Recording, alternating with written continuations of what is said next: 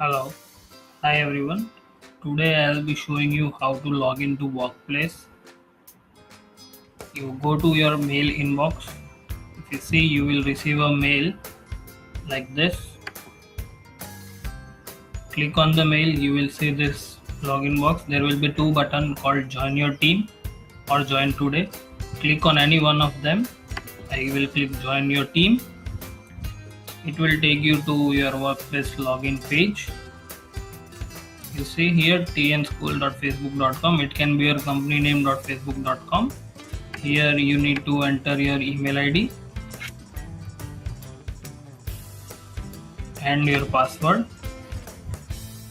Make sure your password has 8 characters. Click on login.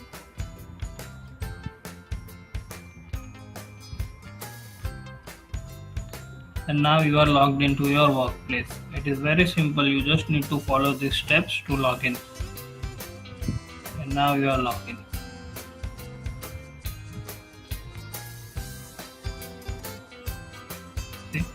Now to download these apps on your mobile phone, just go to Android Store, Play Store, and you need to download these two apps, Workplace Chat by Facebook and Workplace by Facebook.